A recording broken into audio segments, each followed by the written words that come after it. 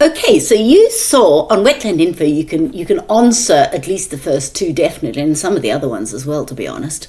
By all means, get information from two different sources.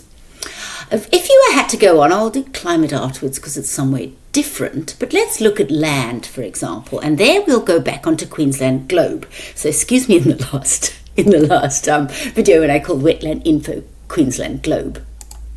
I didn't record it because it was too much hassle. Okay, so what we might do, let's have a look at land use. What is the land use there? Is that actually showing any land use that's of any relevance? Sometimes I turn layers on and off in Queensland Globe. So land use I can see. Land use, oh yeah, that's how you find reserves and stuff. Okay. Doesn't seem to have anything really in land use that's particularly relevant. So let's look into soils. Now where would we find soils? Sometimes with Queensland Globe I just go to search. Sometimes it finds it.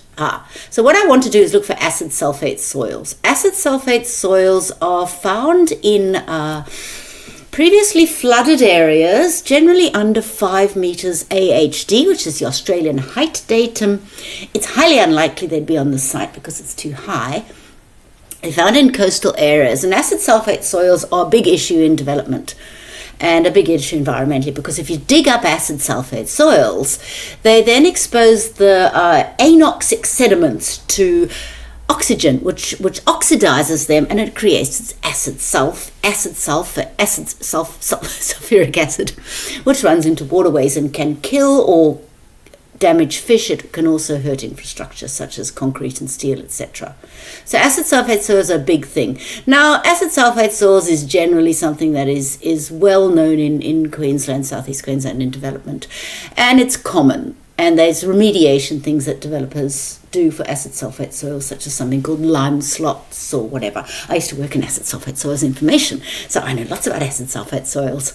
Okay, but apart from acid sulfate soils, you can see the site has no acid sulfate soils.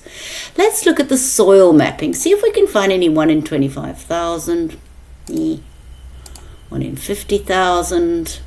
I like to try and find as broad scale or large scales is better. Soils is not going to be a big issue in any of these sites because they're all urban. Looks like the whole of Brisbane is the same, so I wouldn't really bother much with that, to be honest. Most of soil mapping has been done from an agricultural perspective. Soil site locations, sometimes that's quite interesting because you can click on them and see if there's anything. So to be honest, I wouldn't say soils is particularly relevant for